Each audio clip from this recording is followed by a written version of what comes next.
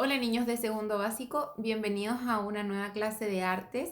Para esta semana tenemos preparada una actividad que tiene que ver con la fábula y con todo lo que ustedes venían trabajando en la asignatura de lenguaje y comunicación.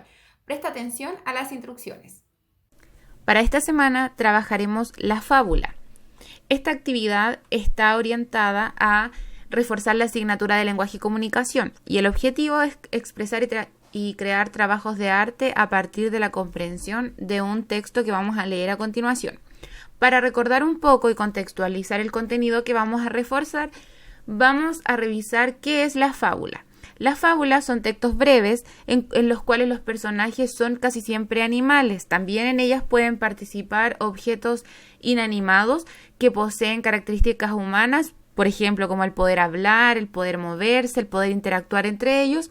Y lo más importante que nos entrega este tipo de textos es que nos deja una enseñanza o moraleja que pretende cambiar una conducta en la persona que lo lee.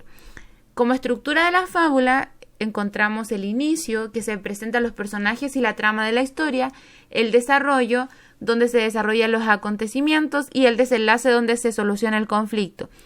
Luego tenemos la moraleja, que es donde se presenta la enseñanza que nos ha dejado la historia que acabamos de leer. ¿Cuáles son las semejanzas y diferencias entre una fábula y un cuento? Para eso les presento esta tabla comparativa. Si hablamos de tipos de textos, ambas son textos literarios, narraciones breves y con estructura similar de inicio, desarrollo y cierre.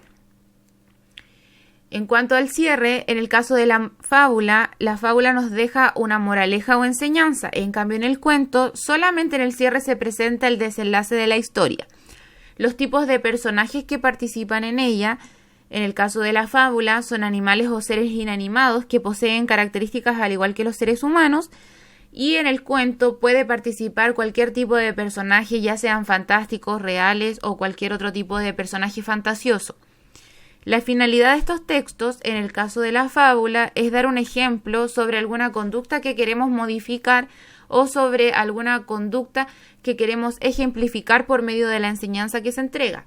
En el caso del cuento, el cuento tiene como finalidad contarnos una historia, además de entretener al lector. Dentro del tipo de público que encontramos en las fábulas, tenemos principalmente el público infantil, y en el caso del cuento puede ser para el público infantil o adulto. La extensión del texto, en el caso de la fábula, se trata de textos más cortos, y en el caso del cuento son textos más extensos que pueden variar en extensión de acuerdo a la historia y de acuerdo a la edad también de las personas a las cuales está orientada esta lectura. Cuando ya hemos recordado cuáles son las características, vamos a trabajar en la actividad para esta semana. Número 1. Lee atentamente la siguiente fábula. Esta fábula se llama El león y el ratón. Además del texto en la cual aparece relatada, también puedes visitar el enlace que aparece en la parte inferior de la pantalla, que te va a servir para poder escuchar esta historia y también para poder verla de forma recreada y animada. Una vez que hayas leído la fábula, en tu cuaderno de artes dibuja qué sucedió en el inicio, desarrollo y cierre de la historia. La idea es que en tu cuaderno de artes construyas una tabla similar a la que se muestra en pantalla y que en cada uno de los espacios que se muestran dibujes qué sucedió en cada uno de los momentos de la historia. Posterior a esto, en tu cuaderno de lenguaje, responde las siguientes preguntas. Estas preguntas debes responderlas usando mayúsculas, lápiz rojo al comenzar cada respuesta y además utilizando punto final al terminar de responder cada una de ellas. Posterior a haber terminado esto, es importante que en tu cuaderno de artes dibujes y registres la autoevaluación, en la cual debes colocar la carita que mejor represente para cada uno de los indicadores que se muestran.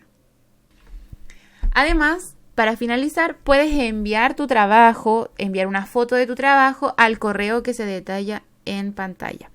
Esta es la actividad para esta semana. Si Dios quiere, nos vemos en una próxima cápsula para los segundos básicos. Un abrazo para todos.